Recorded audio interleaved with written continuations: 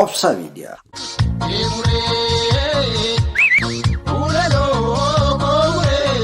Arsooma.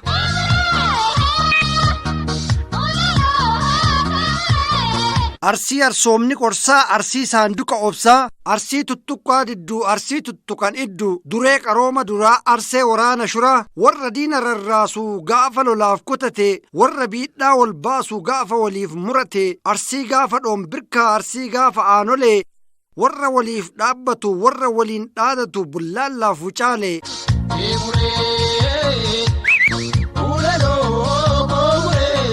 Hiddawtaaf waayyuu hundee raayyaaf kajawaa, lafaaf lafee ofii irratti ija jaamsaa adawaa, Oromiyaa hardhaatiif kan dhiiga laatte gatii, fiixaa leenjisoo diigaa hundee dhiiraati ati.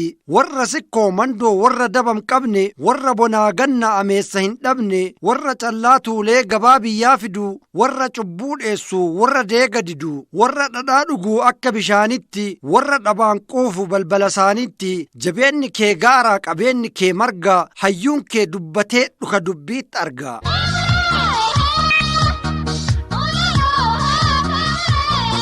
Manni kee finiinaaf micciirraa hin dhabu, humni kee sibiilaa micciiran hin cabu, ilmaan kee kinniisa diinaaf hin sarmanii, garaaf karaa kee laaftutti hin arganii, gadaan kee gaaddisaa kan godhuuf wal gahu, aadaan kee hadiisaa kan hunduu dhagahu, arjummaa namummaa gootummaa arsiidhaa, dabaree siif qoodee mootichi arshiidha.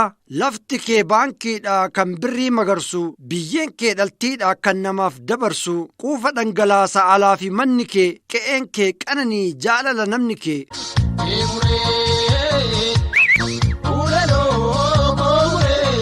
Rakkoof rakkinni qoqqoba keen dhufu, namni si qabate gatantareen kufu, callaa tuulee galchaa lafa kee qotatee, ofiif maatii bulchaa siin horii horatee, horee biyyaaf darbaa siin horii godhatee, arsii jiraatanii rakkoo faarsuun fafa, midhaan kee si quubsee sirraa lafattafa, siif hanqateen beekuu sooranni siif malu, alagaayyuu sooraa callaan sirraa galu.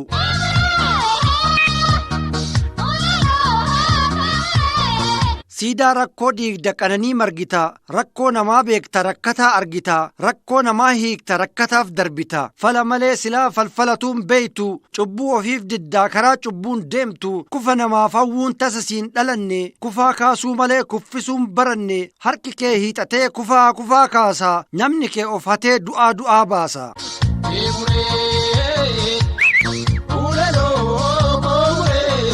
Jaalala faarsitaa alaa fi manatti, jaalala labsitaa bahaa fi galatti, ormiyyuun miidhamuu bobaatee jalatti, kanaaf arjooma kee firaadiin ni bare, kanaaf arjoomni kee ilmaanitti tare, kanaaf ulfinni kee abbaa torba gahe, kanaaf qabeenyi kee marga lafaa tahe, arsiin ofiif gahee ormayyuu dhaqqabu, dhaba dhabe malee waan dhabeeyyuun qabu.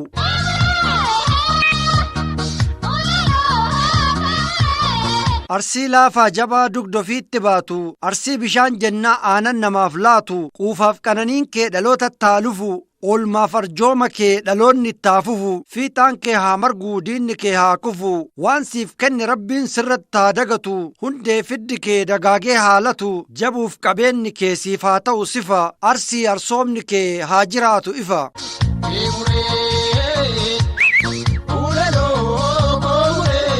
Sagaleessaan Jibriil Huseenii, barreessaan Amaanya Farooti.